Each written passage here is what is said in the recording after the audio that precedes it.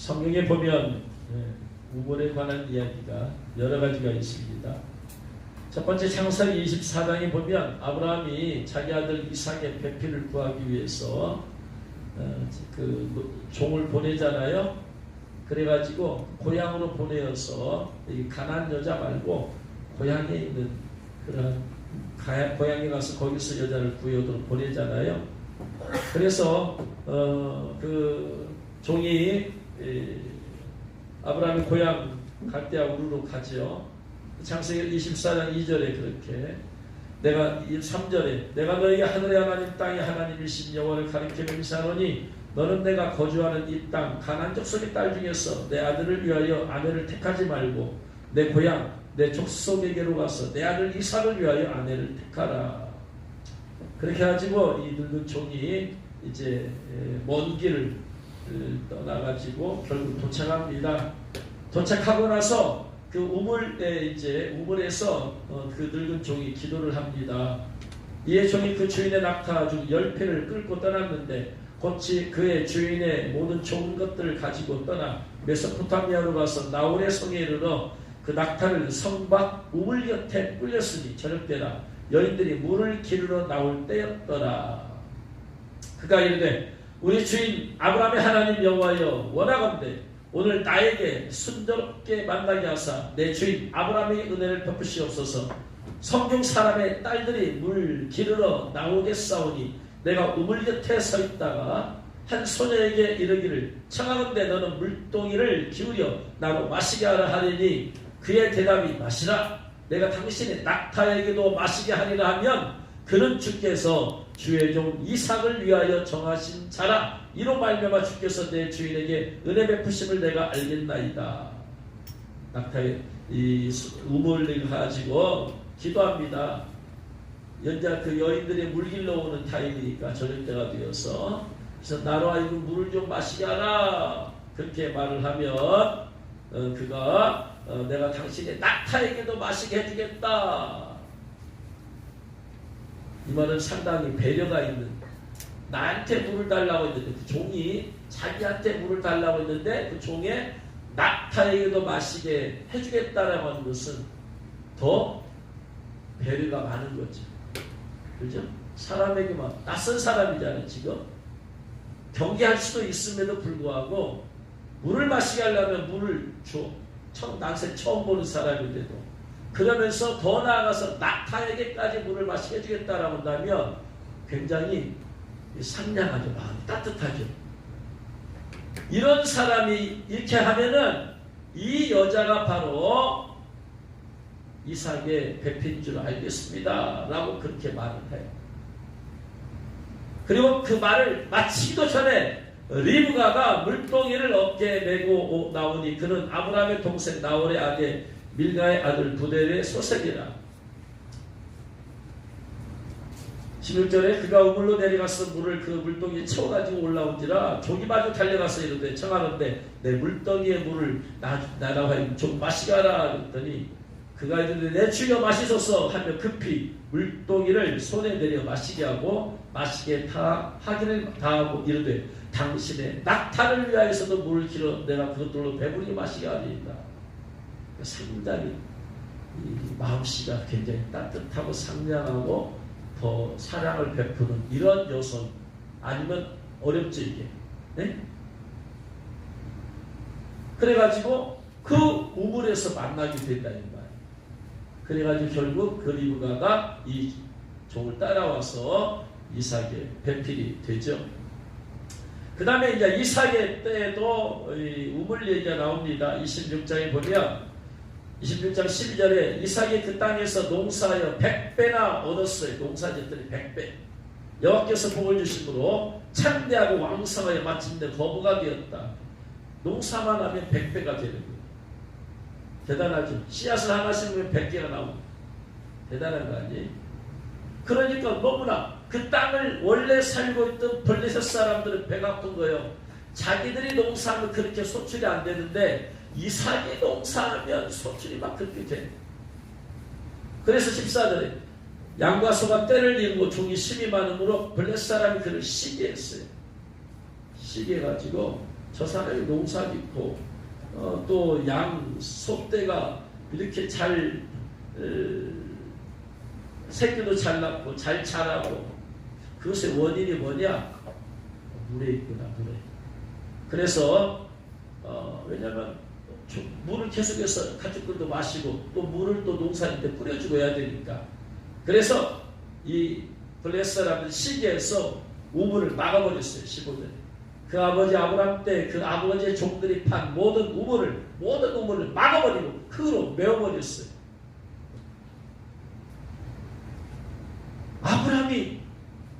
아브람이 판 우물이야. 그들이 막을 권리가 없음에도 우물을 막고 흙으로 메워버렸어요. 그리고 나서 아비멜렉이 이삭에게 이르되 네가 우리보다 크게 강사한데 우리 떠나라. 그러니까 이삭은 그 예수님의 성품이에요. 온유하고 겸손, 온유해요. 싸우지라. 그 마음이 온유한 자는 마태복음 5장에 마음이 온유한 자는 땅을 기업으로 땅을 찾아요. 싸우지 않아. 땅 가지고 옥신각신 내 것이다. 뭐 니들이 우물 판데 도와준 거 있어? 근데 왜 그래? 우리 아버지가 판 건데. 싸우지 않아. 떠나가 그냥. 그래서 이삭이 그곳을 떠나가 그날 골짜기에 장막을 치고 거기 거류하면서 또 뭐요? 우물 파야지. 농사 짓고 가축을 먹이려면. 그 아버지 아브람 때 팠던 우물들을 다시 팠으니 이는 아브람이 죽은 후에 블레셋 사람이 그 우물들을 메웠습니다. 이삭이 그 우물들의 이름을 그의 아버지가 부르던 이름으로 불렀더라. 이삭의 종들이 골짜기를 파서 샘 근원을 얻었더니 그날 목자들이 이삭의 목자와 또 싸워 이제. 이 물은 우리 것이라. 지들이 판데 뭐 도와준 게 있어요? 이 물 우리 것이라. 이삭이 그 다툼으로 말미암아 그러니까 이삭의 목자는 가만히 있는데 그날 목자들이 와서 싸움을 거는 거죠. 그래서 그 우물의 이름을 에색이란 말은 다투다라는 다투다 에색이라 하였으며 그리고 나서 뭐냐? 알았다. 그러면 또 안 싸워. 그리고 또 다른 우물을 또 파는 거야. 또 다른 우물을 팠더니 그들이 또 다툼으로 그러니까 또 그날 목자들 그 땅에 있는 사람들이 또 싸움을 걸어오는 거예요. 그러니까 뭐냐? 또 팠더니 또 싸움을 걸어와서 그 이름을 신나라고. 신나. 이 적대란 에색은 다투다, 신나는 적대. 더 강한 거죠. 감정이. 하였으며 이삭이 거기서 또 옮겨 다른 우물을 팠더니 그들이 다투지 아니하였으므로 그곳의 그 이름을 르호봇이라 하여. 르호봇이란 말은 넓은 지역이다. 넓은 지역. 이제는 여호와께서 우리를 위하여 넓게 하셨으니 이 땅에서 우리가 번성하는구나. 넓은 지역에서 쪽은 골짜기에서 벗어나서 이제 넓은 지역에서 이제 누가 시비 걸지도 않을 만큼 넓은 땅이에요. 그러니까 이삭의 한 일은 뭐냐면 계속해서 옮겨다니면서 우물 파는 거예요. 싸우지 않아요. 이게 이삭의 성품이에요. 아버지 아브라함이 번제를 드린다 오면 아버지 그렇게 하시옵소서. 아버지가 다투지 않아. 아버지 미쳤어요? 저를 잡아서 죽이다니. 싸우지 않아. 다투지 않아.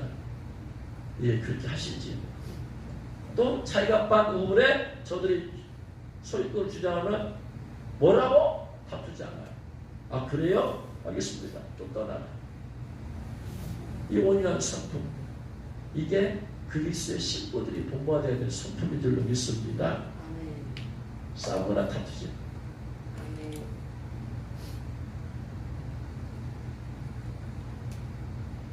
이삭이 거기서부터 베르세바로 올라갔더니 그 밤에 여호와께서 그에게 나타나시되 나는 내 아버지 아브라함의 하나님이니 두려워하지 말라. 내 종 아브라함을 위하여 내가 너와 함께 있어 내게 복을 주어 내 자손이 번성하게 하라 하시니라. 이삭이 그곳에 제단을 쌓고 여호와 이름을 부르며 거기 장막을 쳤더니 이삭의 종들이 거기서도 우물을 팠더라. 계속해서 우물을 파는 거예요. 그 우물이 이삭으로 하여금 번성하게. 물론 근원적인 것은 하나님에게 있지만 이 땅에서 이삭이 한 일은 계속해서 우물을 파는 거예요. 우리도 번성하기 위해서는 이삭이 우물을 팠던 것처럼 계속해서 우물을 파야 돼. 그게 무슨 의미냐? 좀 이따 나옵니다. 그 다음에 이제 야곱이 라헬을 만난 장소가 또 우물에서 만나요. 창세기 29장이 나와. 29장 1절에 야곱이 길을 떠나 동방 사람의 땅에 이르러 이제 삼촌 라반의 집에 가는 거예요. 본즉 들에 우물이 있고 그 곁에 양 셋대가 누워 있으니 이는 목자들이 그 우물에서 양떼에게 물을 먹임이라. 큰 돌로 우물 아귀를 덮었다가 모든 때가 모이면 그들이 우물 아귀에서 돌을 옮기고 그 양떼에게 물을 먹이고는 우물 아귀 그 자리에 다시 그 돌을 덮더라. 야곱이 그들에게 이르되 내 형제 어디서 왔느냐? 그들이 이르되 하란에서 왔노라. 야곱이 그들에게 이르되 너희가 나홀의 손자 라반을 아느냐? 그들이 이르되 아노라. 야곱이 그들에게 이르되 그가 평안하냐? 이르되 평안하니라. 그의 딸 라헬이 지금 양을 몰고 오느니라. 야곱이 이르되 해가 아직 높은즉 가축 보일 때가 아니니 양에게 물을 먹이고 가서 풀을 뜯게 하라. 그들이 이르되 우리가 그리하지 못하겠노라. 때가 다 모이고 목자들이 우물 아귀에서 돌을 옮겨야 우리가 양에게 물을 먹이느니라. 야곱이 그들과 말한 동안에 라헬이 그의 아버지의 양과 함께 오니 그가 그의 양들을 치고 있었기 때문이더라. 야곱이 그의 외삼촌 라반의 딸 라헬과 그의 외삼촌의 양을 보고 나아가 우물 아귀에서 돌을 옮기고 외삼촌 라반의 양떼에게 물을 먹이고 그가 라헬에게 입맞추고 소리내어 울며 그에게 자기가 그의 아버지의 생질이요 리브가의 아들 됨을 말하였더니 라헬이 달려가서 그 아버지에게 알려. 이렇게 굉장히 중요한 만남이잖아요. 이삭의 아내가 되는 리브가를 데리고 오는 것 대단히 중요한 우물이었어요. 또 이삭이 부흥의 근원이 우물을 파는 거죠. 또 야곱과 라헬이 만난 우물이었어요. 오늘 읽은 말씀에서도 예수님과 수가성 여인의 만남의 장소는 우물이에요. 예수님께서 행로에 보내셔가지고 수가성에 사마리아를 통과하는 게 사마리아에 있는 수가라는 동네에서 거기에 야곱의 우물이 있더라. 야곱의 우물이라는 것은 성경에서 딱 한 번 나와요. 그러니까 그 야곱의 전설이 뭐냐면 그 우물의 전설이 뭐냐면 거기 나와 있잖아요. 12절에 우리 조상 야곱이 이 우물에서 우리에게 주셨고 여기서 자기와 자기 아들들과 짐승이 다 마신 우물이다. 내려온 전설은 이 우물이 야곱과 그의 아들들과 짐승이 마신 우물이다. 야곱의 우물이야. 그래서 야곱의 우물.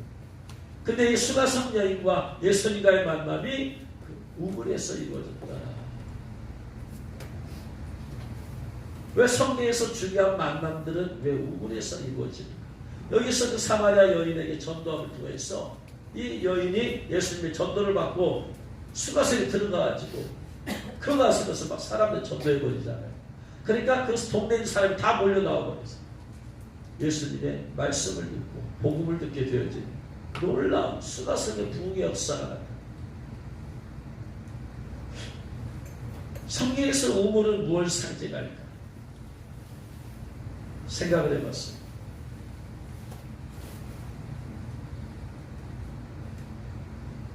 자, 생각하간에 우물에는 뭐가 있어요? 물이 있어요. 성경에서 물은 뭘 상징해요? 에베소 5장 26절에 이런 건 물로 씻어 말씀으로 거룩하게 하소. 물로 씻으면 깨끗해지는데 말씀으로는 영혼을 거룩하고 깨끗하게 해준다. 그래서 물은 영적으로 말씀을 의미하는 거예요. 출애굽한 이스라엘 백성이 물을 계속 달라. 우리 광야에서 물을 마셔야 돼. 물을. 가나안 땅 갈 때까지 계속해서 물 달라. 물 달라. 가나안 땅은 천국의 상징이라면 예수님 피로 구원받은 성도들의 신앙생활이 광야와 같은 것이지. 또 강야 같은 곳에서 마셔야 될 게 하나님의 말씀의 물을, 은혜의 물을 계속해서 마셔야 돼요. 쓰게 쓴 물 마시면 불평과 원망이 터져 나오고, 단물을 마시면 감사와 은혜가 충만할 것이고, 계속해서 복음의 말씀의 물을 마셔야 될 줄로 믿습니다. 아멘. 할렐루야. 아멘. 두 번째, 이 물은 요한복음 7장 37절로 39절에서 성령님을 상징해요. 명절 끝날 그 끝날에 예수님께서 서서히 가라사대 누구든지 목마르거든 내게로 와서 마셔라. 나를 믿는 자는 성경에 이른 것 같이 그 배에서 생수가 흘러나리라 하시니, 이런 그를 믿는 자가 받은 성령을 가리켜 말씀하신 것입니다. 할렐루야. 그래요. 물은 말씀을 상징하고 물은 성령님을 상징해. 물이 어디서 나왔어? 근데 우물에서 나오잖아. 그러므로 우물은 뭘 상징해요? 육체로 오신 예수. 거기서 물이 나오잖아. 예수님에게서 말씀이 나오잖아. 예수님에게서 물이, 성령의 물이 나오잖아. 할렐루야. 그래요. 성경에서 우물은 예수님을 상징한다. 영적으로. 할렐루야. 저는 성경을 보면서 한 번도 우물에 대해서 영적으로 생각해 본 적이 없어요. 아, 그냥 우물 얘기 같다. 그렇지. 옛날에도 우리가 우물에서 물 길어 마셨잖아요. 아, 그렇구나. 육적으로만 생각했지 우물이 영적인 의미를 한 번도 생각해 본 적이 없는데, 오늘 말씀을 준비하면서 묵상을 하기 시작해요.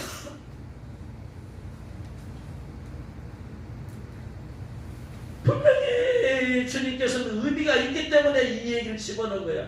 분명히 하나님께서는 우물에 대해서 무슨 의미가 있기 때문에 계속해서 우물 얘기를 하신 거예요. 도대체 뭘 의미하는가? 뭘 의미하는가? 그렇다. 우물은 육체로 오신 예수님을 상징하는 것이다. 예수님에게서 말씀이 흘러나왔어요. 할렐루야. 예수님 자체가 말씀 육신 되신 분이고, 그 예수님께서 입에서 계속해서 하나님의 말씀이 흘러나왔잖아. 육체로 오신 예수님 죽으심을 통해서 성령이 우리 흘러들어오셨잖아. 할렐루야. 그래요.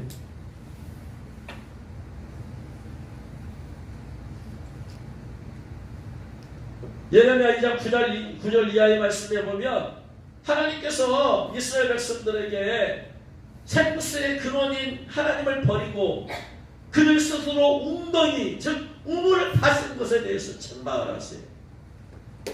예레미야 2장 9절 말씀에 그러므로 내가 다시 싸우고 너희 자손들과도 싸우리라. 여호와의 말씀이니라. 너희는 깃딤 섬들에 건너가 보며 계단에도 사람을 보내 이 같은 일이 있었는지 자세히 살펴보라. 어느 나라가 그들의 신들을 신 아닌 것과 바꾼 일이 있느냐. 그러나 나의 백성은 그의 영광을 무익한 것과 바꾸었도다. 너 하늘아 이 일로 말미암아 놀랄지어다. 심히 떨지어다. 두려워할지어다. 여호와의 말씀이라. 내 백성이 두 가지 악한 일을 행하였다니 곧 그들이 생수의 근원인 나를 버린 것과 생수의 근원인 나를 버린 것과 생수의 근원인 나 생명수 생명을 주시는 분, 그 근원 되신 분이 누구세요? 하나님이시다. 하나님을 이스라엘에서 버려버렸습니다. 스스로 웅덩이를 팠어요. 스스로 그들이 무슨 웅덩이를 팠어요? 그들의 판 웅덩이가 뭐예요? 우상이죠. 우상이죠. 하나님이 주신 우물 속에 거기서 생수가 흘러나오는데 그건 놔둬버리고 땅 웅덩이를 파는 거야. 거기에서 행복을 얻겠다고, 거기서 이걸 파서 잘 살아보겠다고 그들이 판 웅덩이를 바로 우상이라는, 그것은 그 물을 가두지 못할 터진 웅덩이 된다. 어떻게 우상에게서 생수가 흘러나올 수 있어? 우상이 어떻게 생수를 모아둘 수가 있어요? 우상에는 생수가 없죠.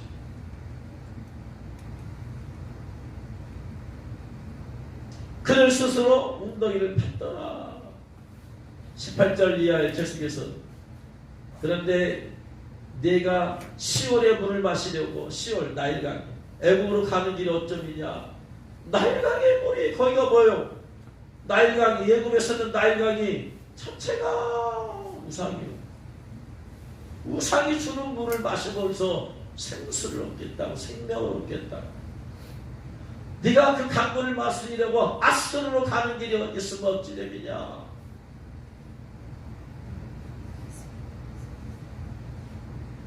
그래서 이스라엘 백성들이 한 일이 뭐냐면 생수의 근원이 되는 하나님을 버려버린 거예요. 오늘날로 말하면 생수의 근원이 되는 예수님을 버려버린 거예요. 데라가 세상을 향해서 간 것처럼 생수의 근원 되신 예수를 버려버리고 세상을 향해서 가는 거예요. 세상에서 자기 자신의 목마름을 해결하겠다. 그래서 다시 재해석하자면 아브라함의 종이 이삭의 배편을 데리러 갈대아 우르에 갔을 때 리브가를 만난 장수가 우물이다라는 말은 무슨 말이에요? 오늘날로 말하면 예수 그리스도 안에서 만났다. 할렐루야. 이삭과 리브가 예수 그리스도 안에서 만났다 이 말이에요. 이삭의 부흥의 원인이 우물 파는 것이었다면 오늘날 뭘 팠다니 말이요? 예수의 이름을 팔아! 모든 부흥의 근원이 예수 이름에 있다. 할렐루야. 그럼 하늘과 땅의 모든 권세가 되십니다. 이로 말미암아 이삭이 100배를 얻게 되니까 누가 시기하는 거요? 블레셋이라는 시기에서 우물을 막아버려. 더 이상 우물에서 생수를 얻지 못하도록. 블레셋은 영적으로 마귀예요. 마귀는 예수 이름을 다 막아. 외치지 마. 예수 이름 외치지 마. 예수 이름 외치지 마. 예수 이름 외치지 마. 막아. 기도할 때 예수 이름 외치지 마. 수여지 하지 마. 가끔 몸 꽉 졸라매고 목에 더러운 귀신 달라붙어서 소리내지 마. 그냥 방언은 괜찮은데 주여는 하지 마. 세상에 예수 이름 외치지 마. 사령전에서 예수 이름 외치지 마. 외치면 너희들 죽는다. 이게 지금 배운 거 뭐요? 마귀요. 부흥의 근원에 우물이 있어요. 그걸 막아버리는 거예요. 그러니까 또 다른 데 가서 또 파는 거예요. 그래서 첫 번째로 그날 골짜기에서 판 우물을 그들이 자꾸 또 다투고 나가라고 하니까 쫓아내니까 그 이름을 에색이라고 했어요. 에색. 다투다. 자꾸 예수 이름을 외치고 예수 이름을 전하고 그러니까 뭐냐? 그런 귀신들이 자꾸 싸우고 걸어오는 거예요. 예수 외치지 마. 예수 외치지 마. 예수 외치지 마. 그러니까 떠나가. 예루살렘에서 핍박이 있으면 떠나가라 이 말이야. 예수님께서 그러셨죠. 예루살렘 이성에서 핍박이 있으면 어디로 가라? 저 마을로 가라. 그랬잖아요. 그럼 저 마을에 가서 또 예수님을 전해. 그럼 또 핍박이 와? 그럼 또 다른 데 가서 이 말이야. 거기서 싸우지 말고. 두 번째, 창세기 26장 21절에 또 다른 우물을 팠어요. 에색이라 하였고 나서 떠나갔어요. 또 다른 곳을 또 파는 거야. 예수 이름의 우물을 파는 거야. 예수. 너희가 막아도 나는 예수 외친다. 예수. 다른 우물을 팠더니 그들이 또 다툼으로 이름을 뭐라고 했다? 신나라고 했다. 신나라는 말이 어디서 와? 신나라는 말이 시트나예요. 시트나. 히브리어로 시트나. 시트나가 어디서 왔냐면요. 사탄에서 왔어요. 사탄에서. 신나라는 것은 이제 사탄과의 큰 전투요. 에색이란 말은 다 짱 귀신과의 전투라면 신나라는 것은 사탄과의 큰 전투야 이제.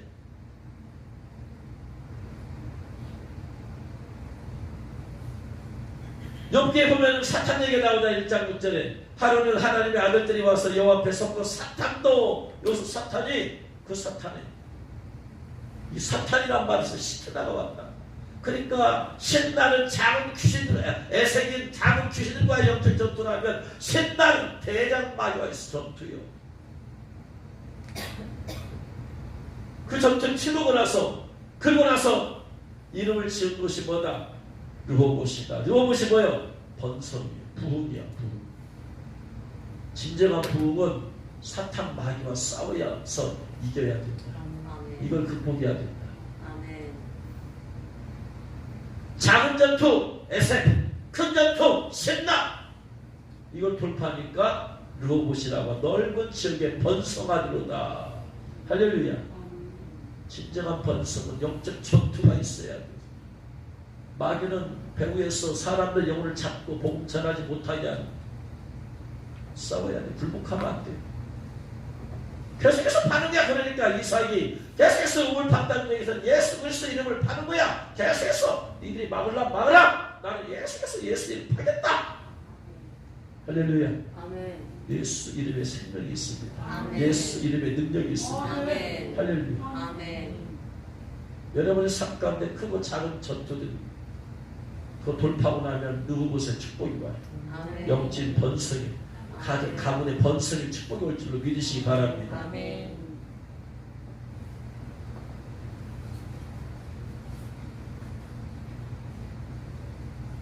야곱과 라헬이 만난 용사 우물이라면 야곱과 라헬이 바로 예수 그리스도 안에서 만났다는 상징적인 의미예요. 이스라엘의 생세권에는 우물을 버렸어요. 예수 그리스도를 버렸다 이거 몰라. 수많은 사람들이, 수많은 성도들이, 수많은 교회들이 무엇을 위해서? 세상의 번성을 위해서 예수를 외치지 않고.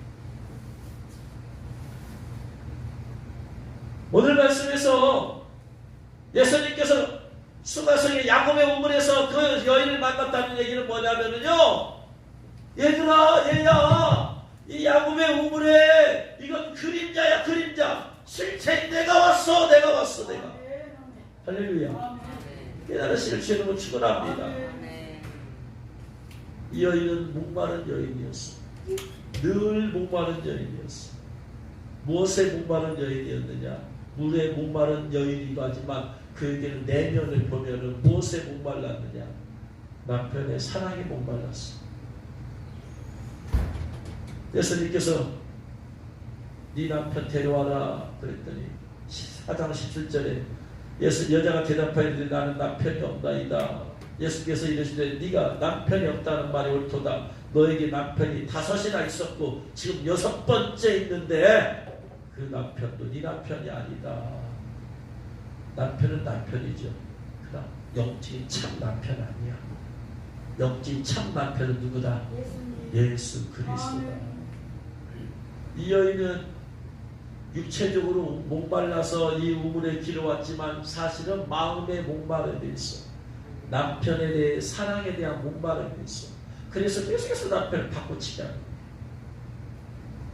이 남편은 살아봤더니 자기의 마음에 사랑을 채워주지 못해 보내버리고 다른 남자와 결혼해서 이 남자가 나를 행복해주고 이 남자가 나를 만족해주지 않을까 결혼했더니 자기 자신의 마음을 흡족해주지 못하고 또 바꿔버리고 이 여인은 너무나 그 남편에 대한 사랑의 욕구가 너무나 목말라.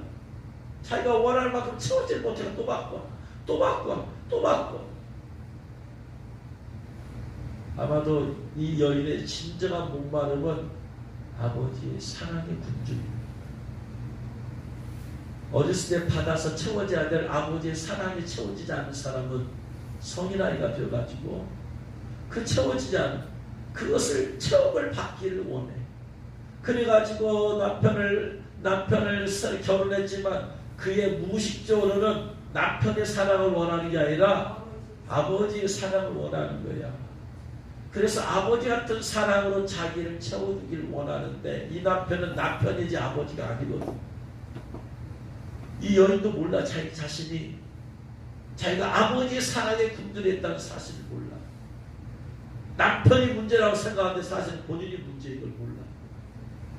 왠지 이 남편은 나름대로 잘 해줬을 거예요. 그러나 자기 마음을 흡족하지 않은 것은 그녀에게는 아버지의 사랑이 채워져야만. 아버지의 사랑에 굶주렸어. 생각해보세요. 지금 5번이나 가르쳐버리고 6번째 남편과 살고 있다면 그 동네 사람들이 볼 때 이 여자는 정상적인 여자가 아니에요. 손가락질 받아들여. 저거 남편을 5이나 받고 생각을 해보세요. 한두 명도 아니고 5명을 바꿔치겠으니 이 여인의 행실이 누가 칭찬하겠어요? 손가락질 받겠죠. 그러니까 남들이 물길로 오지 않는 그 시간에 물길로 오는 거지. 다 눈치. 남들이 다 물길로 가고 나면 그 오지 않는 시간에 와서.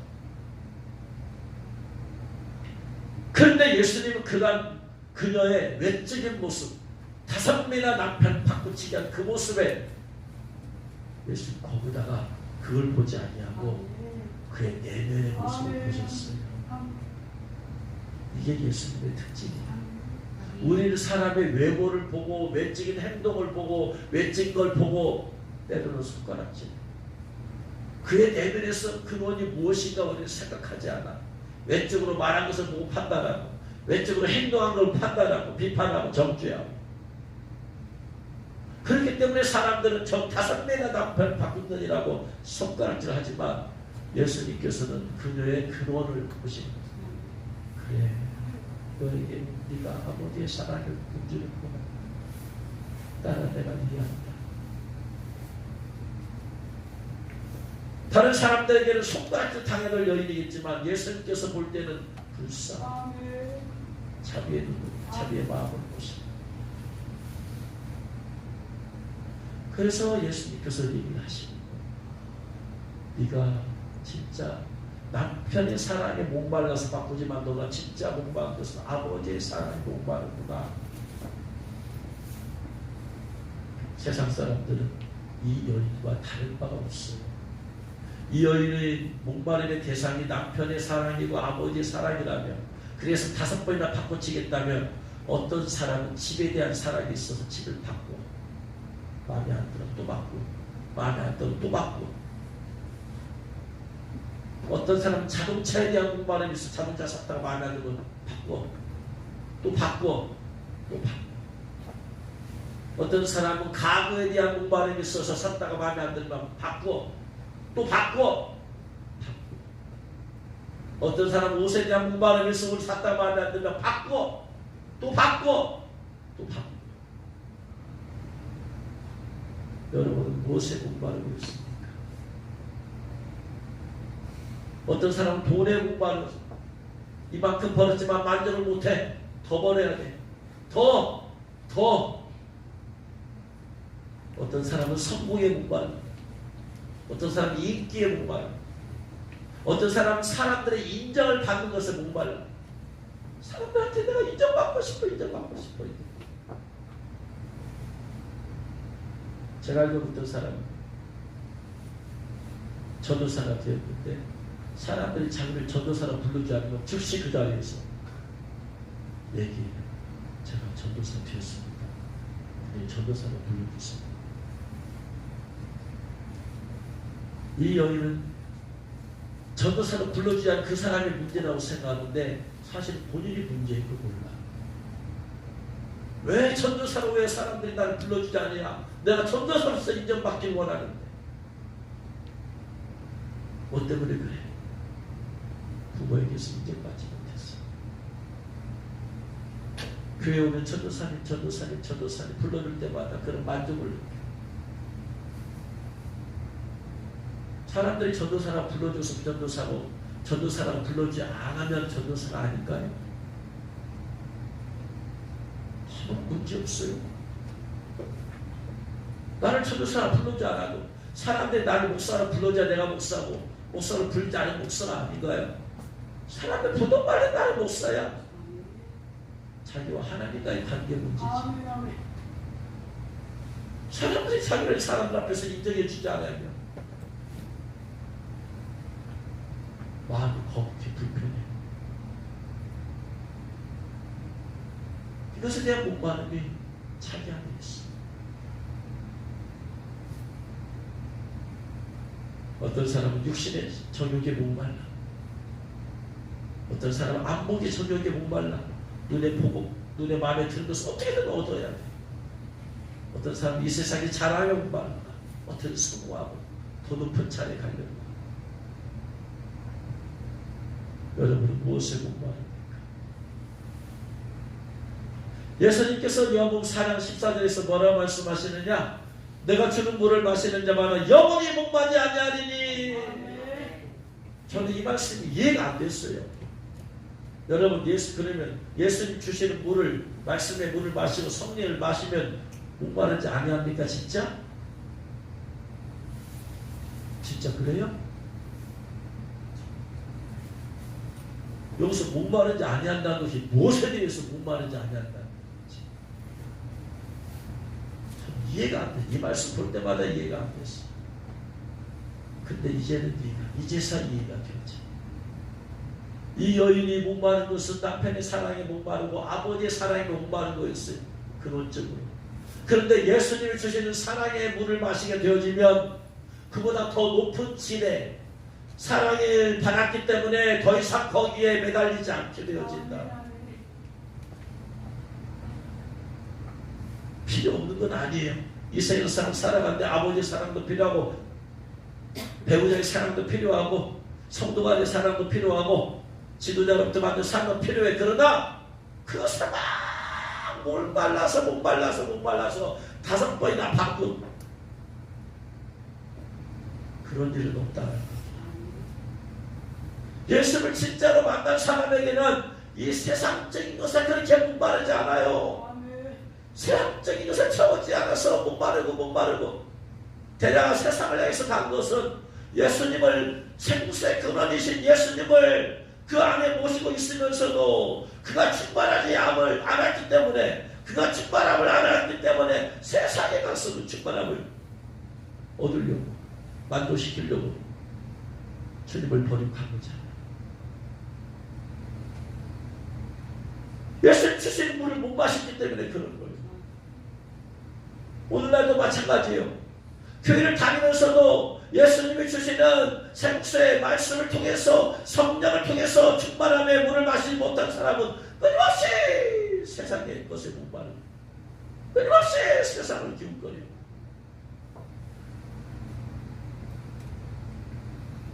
여러분 진실로 주님이 주시는 물을 마시지 않으면 여러분 계속해서 세상에 가서 목마르고 세상을 기웃거려서 세상에서 뭔가 얻어보려고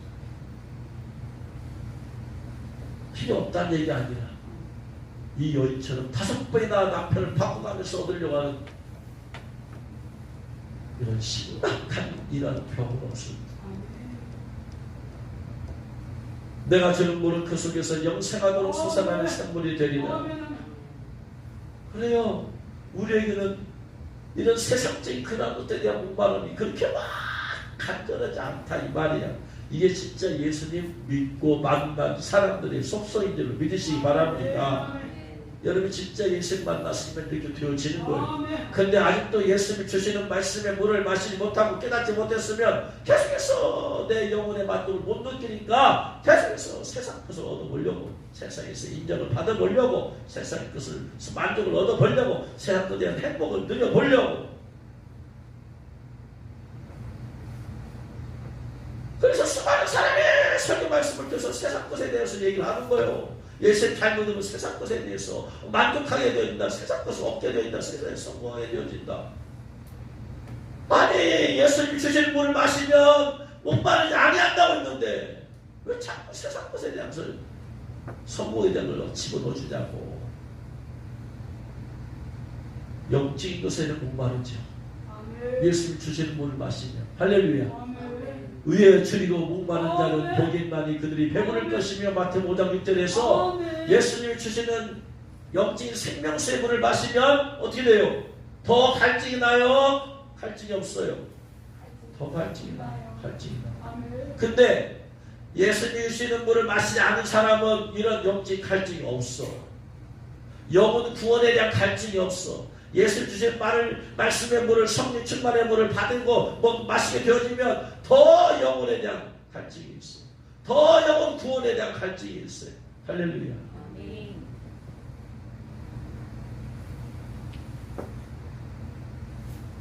예수님 만나면 이 세상 것들에 대해서 그렇게 목마르지 않아요. 왜? 하늘과 땅의 모든 권세 가지신 예수님 내 안에 계시는데.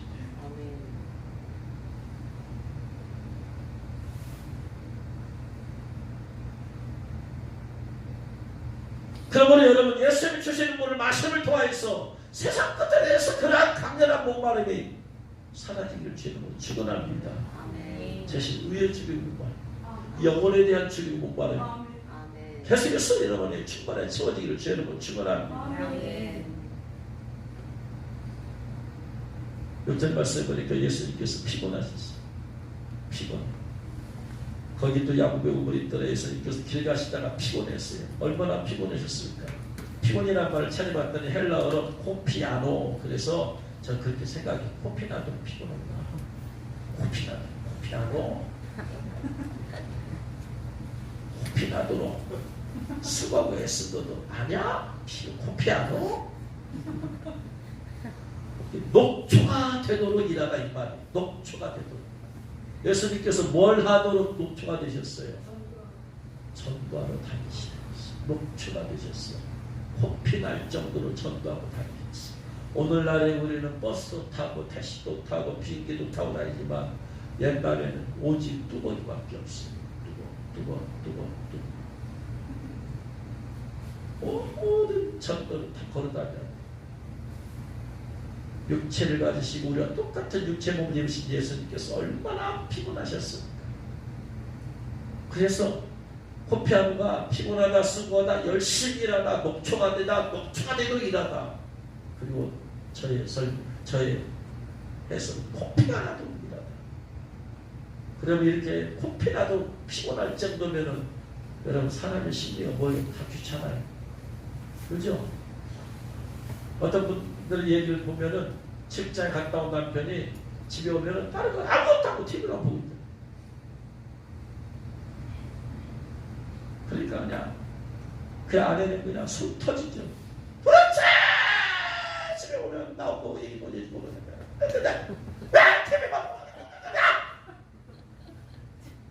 그 남편은 직장에서 얼마나 피곤했으면 다시 신경 다 쓰기 싫어. 얼마나 많은 스트레스를 받았으면 신경 다 쓰기 싫은 거야. 그래서 그냥 그거 보고 있어요. 피곤하면 모든 게 다 귀찮아져. 심지어 밥 먹는 것도 귀찮아져. 씻는 것도 귀찮아져. 이게 사람의 심리예요. 그래 안 그래요 여러분? 그런데 이렇게 피곤해서 녹초가 되신 예수님이 하신 일이 뭐예요? 이 코피아노가 쓰인 단어가 뭔거요? 마태복음 12장 28절, 11장 28절이 수고하고 무거운 짐진 자들아 다 내게로 오라. 내가 너희를 쉬게 하게 주었다. 여기서 수고하고 이 말 코피아노 녹초가 돼. 녹초가 된 너희들아, 무거운 짐을 진 너희들아 다 내게로 와라. 내가 너를 쉬게 해주겠다. 이 말씀을 정확하게 이해를 해야 돼요. 이스라엘 백성에게 수고하고 무거운 짐진 자들아, 이 말은 세상 일 하다가 수고하고 무거운 짐진 자들아, 그 얘기가 아니에요. 원래 의미는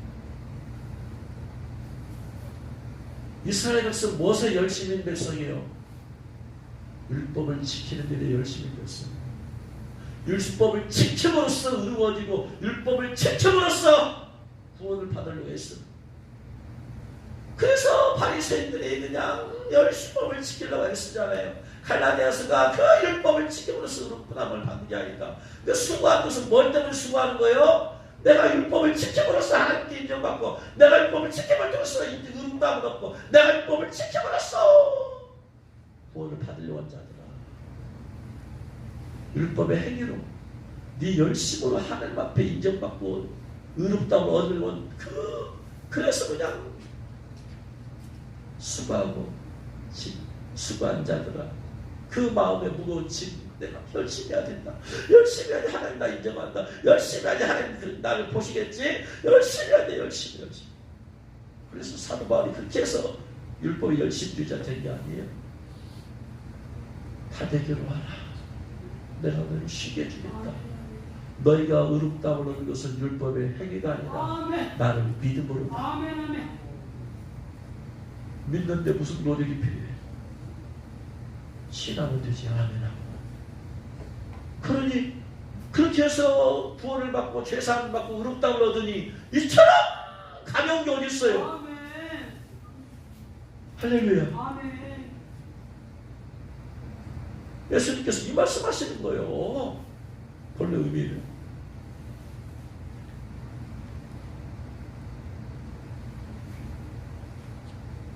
두 번째는 누가복음 5장에 나와요. 또 코피아노가 5장 5절 시몬이 대답하여 이르되 선생님 우리들이 밤이 새도록 수고했으나 잡은 것이 없지만 말씀에 의지하여 내가 그물을 내리이다. 밤새도록 베드로가 고기 잡았지만 잡은 것이 밤새도록 수고했잖아. 밤새도록 놀지 않고 밤새도록 수고했는데 많이 잡지 못했어요. 이게 수고했으되 이 코피아노예요. 여기서 말하는 이 코피아노는 뭐다 이제? 세상일로 인해서. 세상일로 인해서. 밤새도록 일했어. 사업원이나 바빴어. 이게 근데 수입이 없어. 거리가 없어. 베드로가 무슨 전도하러 다니는 수고도 아니잖아. 직장 생활이라고 그냥 피곤하고 지친 사람들이 먹고 살이라고 이 갔다 저기 됐다 알바했다가 나 이거 했다 그냥 수고했어. 두 번째 이 본문에서는 세상 일을 하다가 피곤하고 지친 너희들아 네 수고와 노력으로 되지 않는다. 말씀을 지니라. 네 힘으로 고기 좀 잡아보려고 네 힘으로 사업 좀 잘해보려고 네 힘으로 회사 생활 어떻게 잘해보려고 말씀을 의지해라.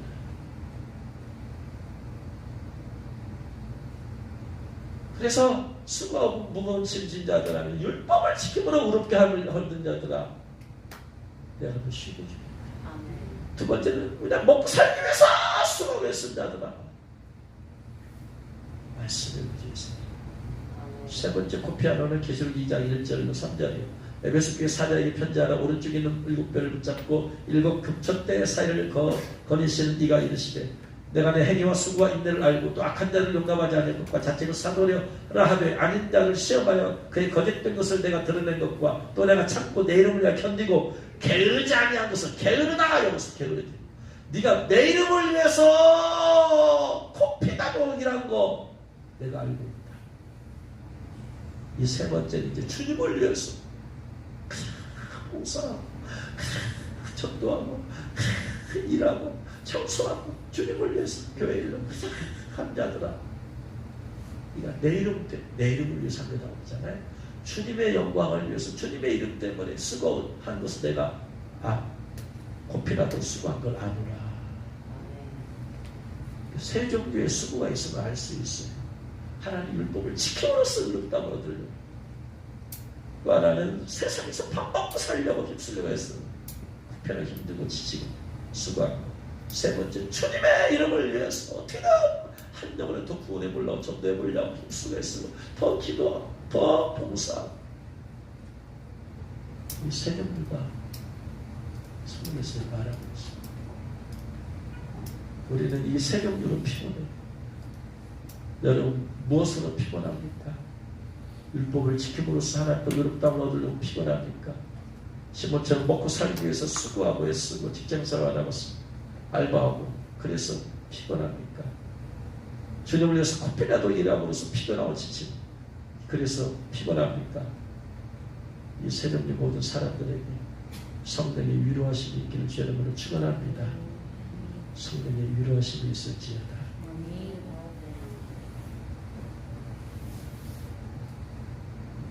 근데 주님께서는 이 피곤함 중에도 전도하시고 기맥질해서 모든 것이 다 귀찮은 상태에서도 또 전도하시고 예수님께서 그 여인에게 물 좀 달라 당신이 물 달라는 말씀이 아니죠. 복음 전도하기 위해서 던지신 말씀이죠. 기맥질한 가운데서도 다 귀찮아 그 가운데서도 예수님 전도 이런 예수님 닮기를 주님을 축원합니다. 이 와중에서 이 피곤하고 지친 몸에서도 전도했더니 이 여인이 그 수가성 그 동네를 전도하는 전도자가 되어버렸어요. 할렐루야. 4장 28절 여자가 물동이를 버려두고 동네로 들어가서 사람들에게 이르되 내가 행한 모든 일을 내게 말한 사람을 와서 보라. 이는 그리스도가 아니냐. 그들이 동네에서 나와 예수님께 오더라. 예수님의 말이 내가 행한 모든 것이 그가 내게 말했다 증언하므로 그 동네 중에 많은 사마리아인 예수님을 믿은지라. 이 피곤한 중에 전도했더니 그 전도자가 쑥가성이 전도자가 되어서 많은 사람 예수님 믿게 되었다. 할렐루야. 한 명의 전도가 많은 사람을 살렸어요. 나는 비록 한 명이 전도했지만 예수님 그런 한 명이 전도했지만 그 한 명이 가서 그 동네 사람들 수많은 사람을 구원했어요. 만약에 예수님께서 나 피곤하다 아이고 그냥 물을 한 컵 주고 그냥 얼른 가라. 그냥 물과 팍팍 마시고 고맙다 잘 가 했으면 이 동네의 구원의 역사는 이루어지지 않았을 거예요. 그러나 예수님께서 그 피곤한 길에도 복음을 전했더니 그날 구원받게 됐어요. 구원받게 되는 것. 할렐루야. 아멘. 우리는 때를 얻든지 못 얻든지 복음 전도하기 힘써야 될 줄로 믿습니다. 아멘. 항상 복음을 전도할 준비를 하고 다녀야 돼. 항상 전도지를 갖고 다니면서 누구를 만날지 모르니까 전도지를 갖고 다니면서 16명의 성도들이 복음 전도지를 갖고 다니면서 늘 갖고 다니면서 차에 탄사 차가 운전하는 사람 차에 넣고 다니면서 만나면 그냥 전해주고 책 갖고 다니면서 만나면 전해주고 주여 이 영혼 구원받게 하옵소서. 아멘. 할렐루야. 아멘. 내가 비록 한 사람이 전도했을지라도 그 사람이 몇 명을 살릴지 몇십 명을 살릴지 몇백 명을 살릴지 오직 주님만 아시는 거예요. 아멘. 그러므로 이 피곤한 중에서라도 영혼 구원에 있어 그 예수를 닮아가는 우리가 되기를 주의 이름으로 축원합니다. 아멘. 기도하겠습니다.